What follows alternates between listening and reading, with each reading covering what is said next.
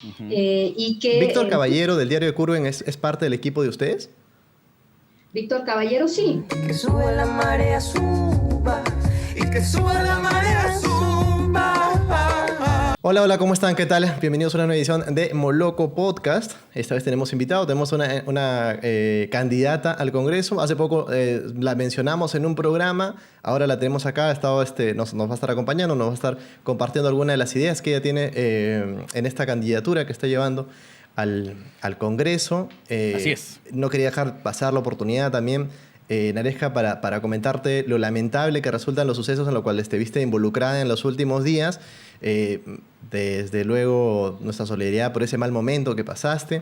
Esperamos que ese tipo de cosas en realidad se retiren del juego político. Creemos que esas cuestiones no tienen lugar y terminan desprestigiando el debate, terminan reduciendo todo y convirtiendo todo en un escándalo que al final no aporta nada menos en la circunstancia de crisis política en la que nos encontramos. Pero más allá de eso, ¿cómo estás, Naresca? Un gusto tenerte en el programa. Hola, para mí es un gusto también acompañarlos el día de hoy. En verdad, muchas gracias por la invitación. Y recibo con total aprecio y gratitud tus muestras de solidaridad, porque me parece que no es el momento, y yo cuando me pongo en lugar de ciudadana también, porque además de política soy ciudadana, considero que cuando nosotros también exigimos una renovación política, esto pasa también por renovarnos nosotros como ciudadanos, ¿no? Porque no solamente hay que estarle pidiendo cosas a los políticos, que es cierto todos los reclamos que nos hacen y la falta de confianza que tienen respecto de nuestras acciones, pero también es cierto que como ciudadanos tenemos que también adoptar otro tipo de posturas, ¿no? Y esto pasa por entender que las mujeres en política pasamos por muchísimas dificultades. Yo misma he sido testigo de todas estas dificultades, se me ha querido involucrar a hacer una contracampaña que ya me he encargado de desmentir públicamente, pero quiero aprovechar el momento no para hacerme víctima, porque yo no ingresé a política para ser víctima, sino para luchar contra este tipo de situaciones, para sensibilizar a la sociedad de que este es un problema que impide también la participación de las mujeres en política, porque el terreno político se convierte en un campo de hostilidad, de prejuicios, de estereotipos, y es importante también que los medios de comunicación o los espacios como el que ustedes tienen también colaboren y puedan ayudarnos a desterrar este tipo de ideas, ¿no? Creo que en un en vivo tú mencionaste que si hay gente, hablando justo del último episodio donde hablamos del voto simp, ¿no? Que no le interesan tus propuestas, sino por ahí puede ver, ¿no?, una simpatía, que no te siguieran, ¿no? O sea, pedirías a la gente que si va a votar por eso, mejor no vote por ti. Sí, mira, ¿sabes qué? Yo creo que decir que una candidata es del voto sí encasilla a las personas, no solamente me encasilla a mí, le encasilla a las personas que forman parte de este grupo que se ha creado con este calificativo. Entonces, mi intención es que las personas me conozcan mis propuestas, que quizás yo puedo resultarles de cierta forma con carisma como política, que puedo resultarles atractiva, como a ustedes también les puede suceder. Hay gente que puede decir, Carlos me parece atractivo, voy a seguirlo. A mí solo me ven por eso. Por Sí, eso. solo me ven porque les parezco atractivo, sí. Claro. Entonces, sí, tienen que evaluar siempre, les voy a pedir que evalúen, que sean conscientes, porque ese es mi trabajo como política. Yo quiero también concientizar y fomentar esa responsabilidad en las personas, y tampoco me gustaría pues que digan, le voy a regalar un voto, porque ya no estamos en el momento, después de esta crisis que hemos vivido, ya no estamos en el momento de regalarle votos a ningún político, ni a mí ni a nadie. Que el voto sea bien ganado, responsablemente ganado, con ideas claras y con propuestas. ¿Tú estás como parte del partido, como miembro? ¿Eres invitada? ¿Cómo es tu acercamiento a ellos? ¿Cuánto tiempo tiene? Mira, para mí hacer política fue un sueño de niña. Siempre quise hacer política, siempre me interesé en eso y sabía que en algún momento de mi vida tenía que hacerlo. Es más, forma parte de mi proyecto de vida. No es que yo dije, un día me levanté y dije, ahora quiero ser candidata, voy a buscar en dónde pues me van a dar esa facilidad, ¿no? Y ese convencimiento que yo tengo, creo que parte mucho de la definición que tengo de lo que se debe concebir como un buen político. Para mí, el concepto de buen político es tal cual el concepto que tiene Max Weber de un buen político, que es aquel que tiene mente y que tiene corazón. Corazón, ¿por qué? Porque hay que ser empático para entender los problemas del otro.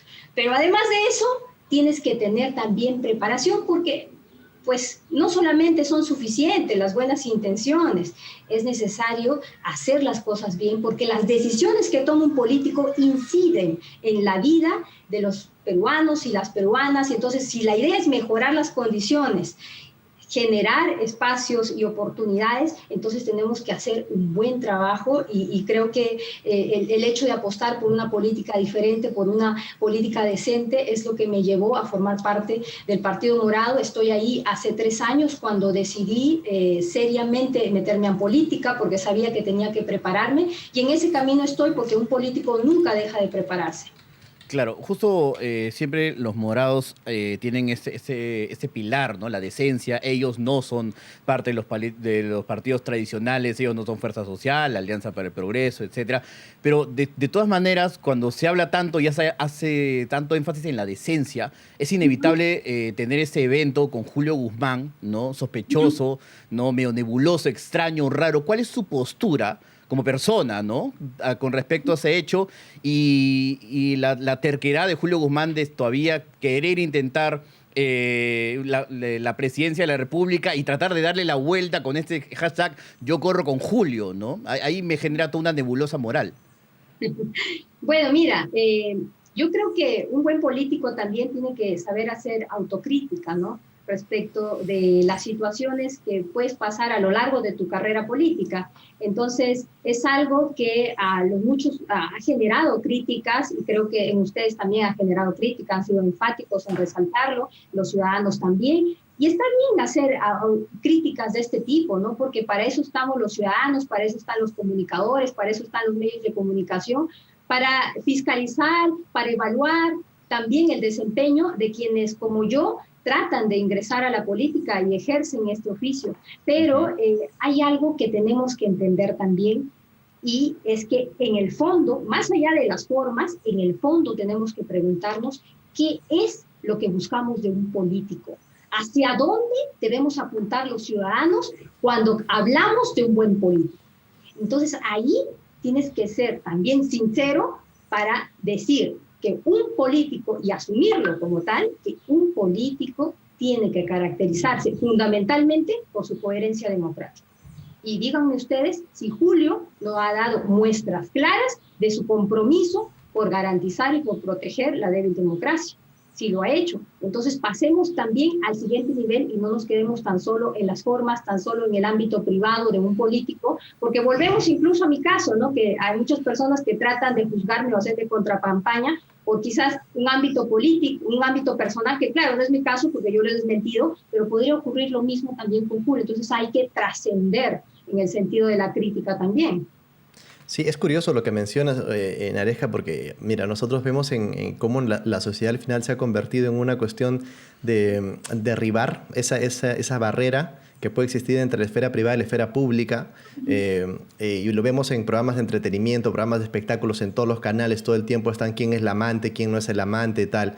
Pero cuando en política empieza a ocurrir este tipo de cosas, la restricción, es decir, hey, esa es mi vida privada, qué sé yo, parece inmediata. Cuando esto sucede, digamos, en el cuchicheo del día a día, a nadie le importa y dejamos que se vulneren un montón de cosas, que se trate así o así a un montón de personas. Daniela Darcuria, Jaira, un montón de personas han sufrido de eso. A mí eso me llama la atención. Por otro lado, me gustaría saber, ya que hablábamos de Julio, ¿cuál es el estado actualmente de su salud? Sabíamos que estaba padeciendo el coronavirus, no sabemos si ya ha mejorado, lo he visto últimamente más activo en sus redes sociales, de repente no es él, sino su equipo. Nos gustaría saber un poco, seguramente la gente está interesada por su salud. Obviamente ha pasado por un episodio pues se contagió con la COVID, ha estado en un periodo de descanso también. Ahora ya está más recuperado y seguramente ya lo veremos pronto salir también a los medios porque él ha propuesto debates, ¿no? A otros candidatos los ha retado. Entonces esperemos ahora, se viene el debate con Begolea, entonces esperemos ya su salida a la palestra, como decimos. Claro, ¿y no te parece que, por ejemplo, tú dices que Julio Guzmán trató de garantizar la democracia en el Perú, pero ¿no crees que hay un cierto entercamiento a la hora de, por ejemplo, saber que hay un gobierno ahorita de Sagasti y que, claro, cuando hubo esta transición igual curiosa, rara y extraña del gobierno de Paniagua, Acción Popular no tomó parte de las elecciones del año 2001 y sí, obviamente, tenemos a Julio Guzmán, que incluso todavía creo que tiene en la plancha presidencial a Sagasti, ¿no? ¿Tú crees que hay un entercamiento? O sea, ¿las formas priorizaron por sobre las ganas de querer ser presidente? Mira, aquí hay un punto clave que tenemos que entender, que además de los argumentos en los cuales se señala que el gobierno de Sagasti es un gobierno de transición, hay que entender también el contexto, hay que ir un poco más allá en nuestro análisis, porque, digamos, Sagasti no fue elegido ni por el Partido Morado. Nosotros no dijimos, queremos a Sagasti de presidente, no fue algo que fue premeditado, fue algo un poco más circunstancial por la forma en cómo se desarrollaron los hechos. Hemos visto también que quienes eligieron a Sagasti para asumir este importantísimo cargo de representar a toda la nación, a todos los peruanos, ha sido el Congreso. Y es más, cuando él inmediatamente fue elegido como presidente, lo que ocurrió es que renunció a su candidatura dentro de la plancha presidencial con Julio, sí. Él iba como vicepresidente, renunció y por unas cuestiones normativas, porque nos regimos por normas, nos regimos por un sistema electoral, no se podía hacer una renuncia inmediata, se tuvo que esperar a que primero se haga una elección interna, no es que se buscó, sino que las reglas ya están dadas, uno no puede romper las reglas, sí, me queda claro. Los conductos formales. Luego renunció y actualmente ya no forma parte de la plancha presidencial de Julio. Y es más, desde el momento en que asumió la presidencia, y yo lo digo con total honestidad y sinceridad, y no tanto para quedar bien con los peruanos o con los electores, lo digo porque así es. Sagasti no ha tenido mayor vinculación. ¿Por qué? Porque uno también tiene que entender que al ser un gobierno de transición es el encargado de llevar a cabo las elecciones del 2021 y bajo ninguna forma se puede prestar esta situación como para generar situaciones de imparcialidad. Uno tiene que resguardar los valores democráticos. O sea, es como que él salió presidente y lo sacaron del grupo de WhatsApp. No.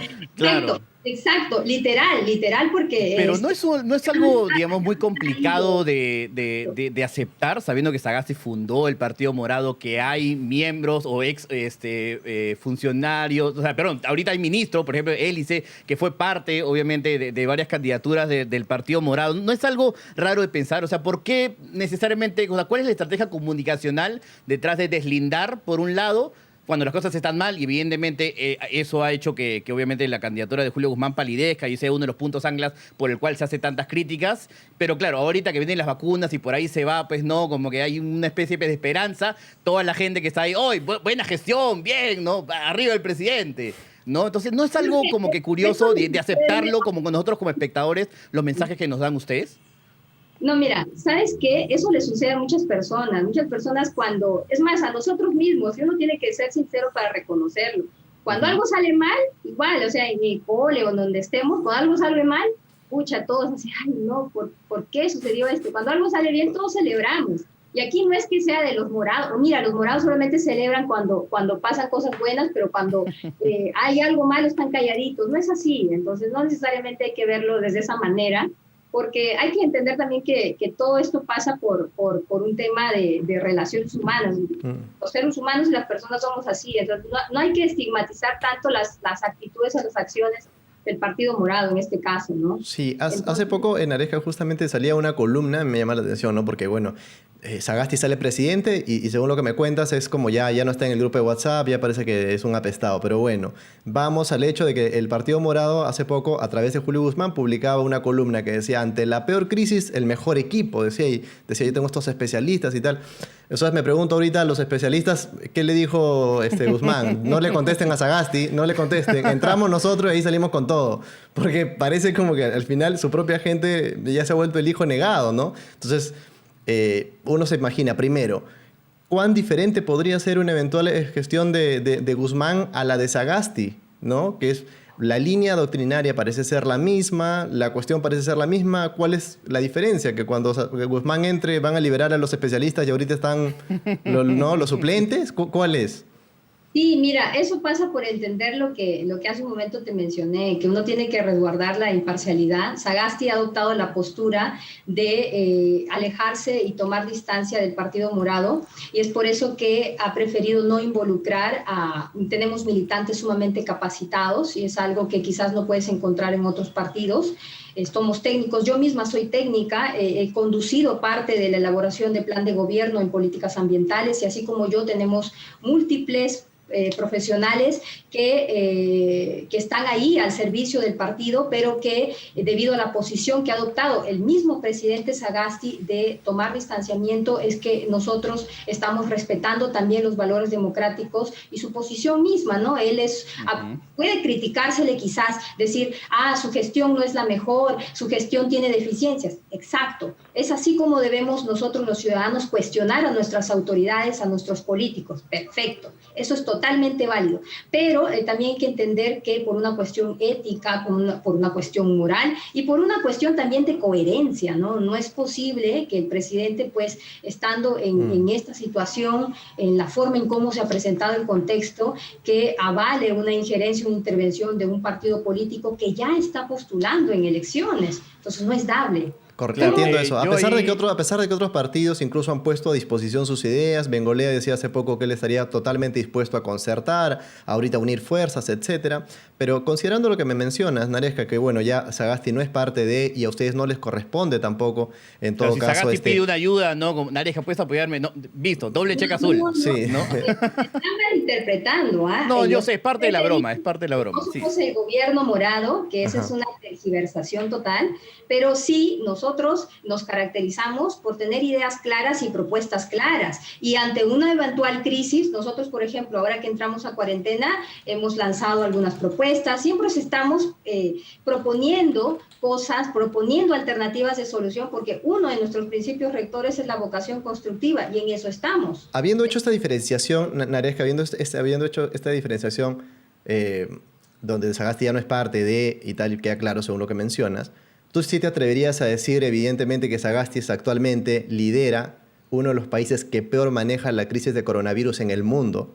Y las cifras están evidentes. O sea, una cosa es decir, se le pueden hacer críticas al gobierno, eso está bien, pero al presidente de Suiza le deben hacer críticas. Estamos hablando de quien es top 5 de los peores del mundo. Estamos en la tabla del descenso, abajo, viendo vacunas que están llegando, pero dijeron en enero, ahora están llegando para para febrero. Se estima que otro lote va a llegar, moneda al aire, sabe Dios si llega, porque ya tantas veces se ha cambiado de fecha, que no se sabe. Entonces, hay una clara diferencia ahí entre decir, bueno, critico un gobierno y el estado, pues, de emergencia en el que estamos, ¿no? Sí, o sea, toda la razón del mundo.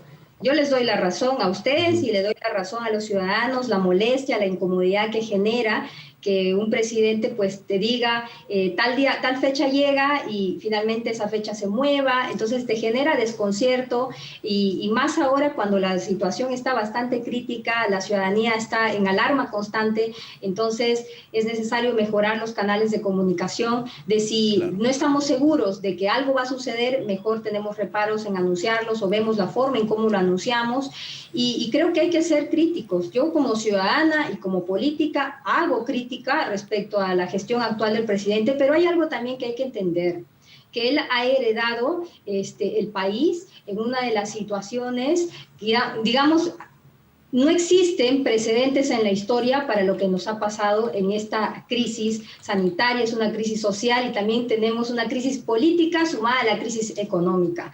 Y ¿saben qué? Si ustedes se dan cuenta, y son también una postura mucho más razonable o ecléctica, es que para ser prácticos, si nosotros nos fijamos yendo más allá del Perú, nos fijamos en la región, nos fijamos en todos los países del mundo, no hay una fórmula perfecta para poder afrontar la crisis global sanitaria, económica. No hay. Ni siquiera las mejores economías del mundo han podido hacerle frente a esta situación de pandemia. Entonces, por ese lado también hay que ser un poco más razonables de que el gobierno de Sagasti no está ejerciendo ahora el cargo para solucionar los problemas estructurales que acarramos desde hace años, Claro. sino que él asumió para hacer 2 encargos específicos: garantizar la transición democrática en estas elecciones del 2021, del 11 de abril, y lo segundo, para contener la crisis sanitaria y económica en lo que dure su mandato. Eso Ahí yo tiene te quería hacer una consulta, ¿no? Porque claro, difícilmente iba a ser, entró Sagasti o entró cualquier otra persona y en 6 meses se iban a arreglar los problemas estructurales del país, ¿no? Tenía una consulta. ¿Tú participaste en el video de Julio Guzmán donde sale manejando en ese... El bus. Sí, ¿saliste en ese video o no? Ya sabía que me iban a hacer esa pregunta. Tengo que. He visto, yo me levanto con ese video porque siempre me pone una sonrisa en la cara, ¿no? Sí. Hasta ahora te ríes. Obvio, me da risa, claro, obvio. Susel Paredes, ¿no? Ahí como que moviéndose bien, bailando un poco más, ¿no? Pero Reconocer que sí da risa. Mira, ahí sí yo hago mea culpa total. Creo que el partido es un partido también en consolidación. Es un partido, pues, que como cualquiera puede cometer errores, y ha habido un error comunicacional ahí. Creo que no ha sido el mejor spot. Y sobre todo no ha sido el mejor spot porque no nos riamos o porque esto, sino porque quizás no va muy acorde con la situación tan grave que estamos viviendo, ¿no? Entonces, hay que también pensar en lo que los ciudadanos piden, en lo que los ciudadanos necesitan ahora, y básicamente lo que necesitan es alternativas de solución frente a las múltiples demandas que tienen ahora y las urgencias que tenemos todos los días. Hay personas que viven del día a día, cuyos negocios han quebrado, familias que ya no les queda nada en los bolsillos para solventar a sus hogares. Entonces, hay que ser conscientes de eso y hay que ser mea culpa, y nosotros, y yo les traslado también el compromiso del Partido Morado de reconducir ciertas estrategias comunicacionales, de reconducir nuestros mensajes y de enfocarnos sobre todo en propuestas, que es lo que necesita la ciudadanía. Sí. claro, ¿sabes al equipo de comunicaciones, ¿no? Ahí hay que afinar algunas cositas, ¿no? Yo entiendo que quieren ser transgresores muchas veces, pero aquí creo que le fue medio mal Charlie. Sí, yo quería saber al respecto, y seguramente, primero agradezco mucho y me sorprende una candidata política con esa capacidad autocrítica que vienes mostrando acá. Creo que es algo muy valioso y algo necesario en esta circunstancia. Hablabas, por ejemplo, lo de la campaña, queda claro lo de la campaña. Seguramente no tendrás problema en revelar, pero ¿cómo manejan quién se encarga de la parte comunicacional del Partido Morado? Me llama la atención porque particularmente esta campaña en general con todos los partidos, y se lo he preguntado a otros candidatos también, siento que es más austeridad que antes, seguramente no estamos pasando por un momento holgado. ¿Cómo se manejan entre ustedes? ¿Tienen un asesor, un equipo? ¿Cómo es eso? Sí, bueno, como en todas las campañas, siempre solemos tener un equipo de campaña que se encarga, a su vez tienen diferentes subequipos, ¿no? Unos son los que ven, digamos, el despliegue en tierra, actividades en tierra, otros pueden ver la campaña a nivel de redes, a nivel de mensajes y todo, ¿no? Pero sí resaltar que al menos en el Partido Morado lo que nos caracteriza es que tenemos un gran equipo humano y que... ¿Víctor Caballero del Diario de Curwen es parte del equipo de ustedes? Víctor Caballero, sí. Ok. ¿Cuál es su puesto? Bueno, no te puedo dar más detalles porque la verdad no formo parte del equipo de campaña. Okay. Comunicacionalmente hablando, pero bueno, sí, o sea, tenemos un equipo constituido por bastantes militantes también. Lo que sí, Nare, es que tú haces la parte técnica muchas veces y tú tienes una formación técnica en el tema ambiental que a mí me llama la atención, y me gustaría primero decirle eso que tú puedas explicar a la gente, digamos, a través de ese conocimiento que tú tienes de esa parte técnica, ¿por qué creen o por qué deberían votar por ti? ¿Por qué creen que tú serías una buena opción? Teniendo en cuenta mi parte técnica ambientalista o en general. Sí, en general, pero hago énfasis en eso porque tú mencionabas que incluso en el plan de gobierno tú has aportado en esa área, y viendo la expertise que tienes, digamos, en tu experiencia de carrera, te has desarrollado mucho en esa área, ¿no? Entonces me gustaría que nos cuentes un poco de eso. He desarrollado bastante en esa área. Creo que una de las principales apuestas, y no hablo solamente de mí, sino estoy hablando ya del Partido Morado, es la apuesta por el desarrollo sostenible. Nosotros consideramos y tenemos esa visión de aprovechar estratégicamente nuestra diversidad y diversidades. Es cierto que somos un país mega diverso en el mundo, entonces tenemos una innumerable cantidad de recursos naturales que tenemos que aprovechar estratégicamente, y justamente esa es la visión que tenemos dentro de nuestro plan de gobierno. Tenemos varios ejes temáticos y particularmente yo también tengo algunas propuestas ambientalistas. A mí particularmente me preocupa mucho la conservación de los recursos hídricos y la provisión de agua a la ciudadanía. ¿Por qué? Porque en muchas ciudades ya estamos teniendo un estrés hídrico, hay escasez de agua, tenemos que afrontar también los problemas que genera el cambio climático, y sobre todo en Lima, ¿no?, que aloja la tercera parte de la población nacional, y pues muchas personas que tienen acceso a agua, como ustedes, como yo, en nuestros distritos, pero sin embargo no tenemos una mirada mucho más allá de esto, de que en algún momento se va a agotar el agua, no vamos a tener agua, y las personas que ahora no tienen, peor aún. Entonces lo que tenemos que hacer es mejorar nuestro sistema normativo, sacar y hacer propuestas legislativas ahí, y también fiscalizar fuertemente para conservar nuestro recurso hídrico. También tengo más propuestas por si... Sí, no, me llama la... Seguro, ahí, dame. Seguro ahí. conversaremos, pero me llama la atención al respecto porque sobre las propuestas y las necesidades que hay, porque calculo que tú las debes conocer de primera mano. No hace falta, digamos, mucho para revisar un poco el recorrido profesional que tienes tú. Has trabajado bastante tiempo en el Ministerio del Ambiente. Has estado en el Ministerio del Ambiente, en el Ministerio de Economía, empezaste en el Ministerio de Comercio, según tengo acá la ficha, has estado en la OEFA también, que es un organismo público. Tú tienes varios años trabajando para el Estado. Cualquier ciudadano puede ir y para reconocer a sus autoridades, ir a la página de transparencia. Me sale acá, me figura que en 5 años de transparencia hay un monto de 274.000 soles de trabajo tuyo con el Estado, pero que podría ser cualquiera, puede trabajar para el Estado, tiene todo el sentido y es legítimo. Me llama la atención a mí un año en particular, que es, si no me equivoco, el 2017. El 2017, por 10 meses, más o menos, hay 88.000 soles por consultoría para el medio ambiente, para el Ministerio del Ambiente. Puntualmente es asesoría legal para la Dirección General de Calidad Ambiental. Según el registro esto, y me llama la atención porque es un año que realmente te fue bien, y yo me pregunto, ¿qué tipo de consultas o en qué consiste este tipo de asesoría legal en calidad ambiental? Me imagino que la gente también se lo puede estar preguntando. Sí, mira, la calidad ambiental es un área estratégica dentro de la gestión del Estado. Por ejemplo, cuando pensamos en agua, cuando pensamos en aire, cuando pensamos en suelo, tenemos que ser conscientes también que para que el espacio en el que vivimos dignamente sea óptimo, tanto estos recursos naturales tienen que tener una óptima calidad.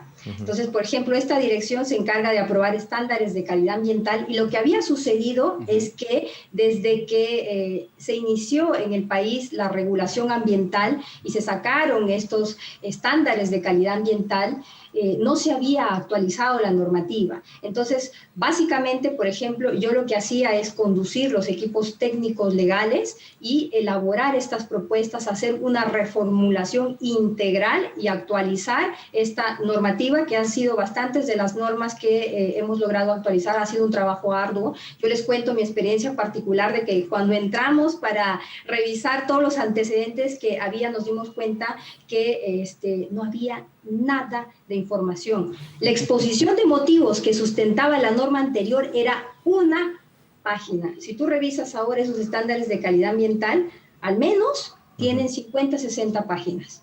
Entonces hay un trabajo como de huaqueo que tuvimos que hacer para buscar la información. Y aquí quiero ser incisiva porque a veces, pues, cuando pensamos en la labor legislativa o en el trabajo de hacer normas, decimos, ya, créame la norma. Pero las normas no se crean porque se crean, sino porque necesitamos sólidas bases informativas, y es lo de lo que adolece justamente el Estado. Y es importante crear y fomentar la investigación. Claro, ahí eso ha quedado ahora más claro que nunca, Hugo, justamente. Y creo que la labor que hiciste en el Ministerio te fue bien, porque el año que viene estuviste nuevamente un periodo largo en el Ministerio del Ambiente, luego en el Ministerio de Economía, luego en el IPD. ¿Qué has aprendido un poco, digamos, como sensación de lo que es trabajar digamos, en el sector público? Sí, mira, yo he aprendido que en el sector público, sobre todo, nos hace falta mejorar en cuanto a la gestión administrativa, porque uno piensa en que uno puede cambiar el sistema en base a la creación de programas, o puedes crear un proyecto, o puedes crear mejores condiciones, pero mientras esté en el papel, la situación no se va a solucionar.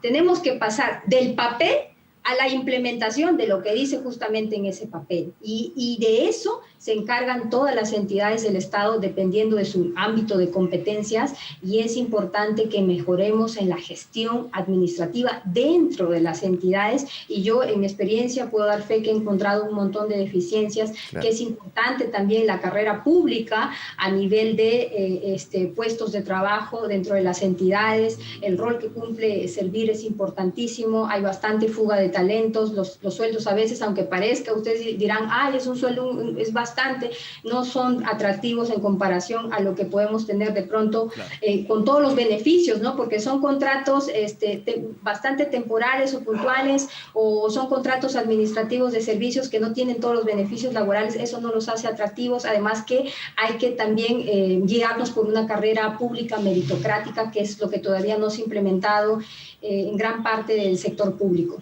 Claro, tú sabes que a la hora de llegar al Congreso, y la vida es hecha para traicionarse, ¿no? Tú tienes ahí tus conocimientos, tienes ahí las propuestas que nos has dicho, pero sabes que en algún momento la gente va a tener que bloquear y va a contradecir una propuesta con lo que va a opinar el partido, ¿no? O simplemente sabes que para llegar a cabo a hacer tus propuestas, o que se vaya por todo ese proceso para promulgar una ley que beneficie a un cierto grupo, te decir, ok, hacemos esa ley, pero tú tienes que votar, qué sé yo, por parchar a alguien. ¿Estás dispuesta y sabes un poco que vas a entrar a un dilema moral y ético constante, y que vas a pelearte un poco con tus cuestionamientos? Sí, soy consciente de eso, y también soy consciente de que el más grande reto que tiene un político es mantener su esencia, sus valores y sus principios. Uh-huh. Y en el caso particular mío, tengo una moralidad bastante sólida, y es bien difícil que pueda caer en ese tipo de juegos, y creo que tengo toda la fortaleza y todas las capacidades como para poder transparentarlo y denunciarlo. Y es más, tenemos también que crear vías dentro del poder legislativo, porque todos a veces nos centramos, cuando hablamos de administración o de gestión pública, claro, nos centramos siempre en el ejecutivo, nos centramos en las municipalidades, nos centramos en las regiones, ¿verdad? Pero hay que centrarnos también en este poder del Estado. Nadie ha puesto en mesa cómo es que se maneja administrativamente también el Congreso, ni qué reformas se tienen que hacer respecto a la administración, respecto de su organización, si falta actualizar o no, y ese es un punto importante que ahí, pues, sí, te lo dejo aquí porque estamos tocando también, ¿no?, este tema. Claro, y ahí es donde te quisiera preguntar, ¿no? Porque tú conoces cómo es el Estado, sabes la burocracia que hay. Sí. Te quería preguntar, ¿no? O sea, ¿tienes esos conocimientos del Congreso de cuáles son los pasos para promulgar una ley? ¿Cuál es el proceso debido? O por ahí si te pregunto, ¿cuántas comisiones ordinarias tiene el Congreso? ¿Tienes la información ahí a la mano? ¿Lo tienes? Claro, ahí? Claro que sí, son 24 comisiones ordinarias. Uh-huh. Y particularmente me interesaría trabajar en la comisión de Medio Ambiente y Ecología. Claro. Pero ahí hay que tener en cuenta algo que está sucediendo por lo regular, es que los proyectos de ley siempre tienen que pasar por opinión de las comisiones, ¿no? Por ejemplo, si voy a sacar un proyecto que puede ser laboral, siempre va a tener incidencia en la parte de economía, entonces tiene que pasar necesariamente por un pronunciamiento de la Comisión de Economía. Yo no lo puedo exonerar. Y lo que está pasando es que se hacen proyectos a la ligera, no se analizan los impactos normativos de los proyectos, uh-huh, y pasan de frente al Pleno porque lo que se hace es exonerar de comisión y pasan de frente al Pleno, y es por eso que vemos ahora que se han aprobado hasta normas inconstitucionales y normas desastrosas y normas que no ayudan en nada a mejorar las condiciones y las múltiples dificultades que cada peruano o peruana tiene en las diferentes expresiones de su vida. Así es. Naresca, ha sido muy amable. Gracias por cedernos todo este tiempo, por contestar algunas de las preguntas, y seguramente la gente que está viendo este episodio va a sacar alguna de sus conclusiones. Siéntate completamente libre de recordarles el número que tú tienes y nada, dirigirte a la gente. Bueno, mi nombre es Naresca Culqui Martínez, voy con el número 33 por el Partido Morado y sí les voy a pedir que estas elecciones 2021 no necesariamente voten por mí, pero sí por favor que emitan un voto responsable, un voto consciente, que traten de informarse a través de los espacios como este, a través de otros espacios que son múltiples, que vean los debates, que analicen posturas también y que analicen qué es lo mejor para el futuro del país, porque el trabajo que hacen los políticos nos marca nuestro presente, pero también nos marca nuestro futuro y hay que tener esa visión de largo plazo. Corto plazo, sí, bacán, pero también largo plazo, así que los invito a seguirme en mis redes y nuevamente les agradezco a ustedes por haberme dado este espacio para poder estar en contacto con su público. Muchísimas gracias, Naresca, ha sido muy amable. Gracias a ustedes, muy amables Listo. también. Hasta pronto. Chao.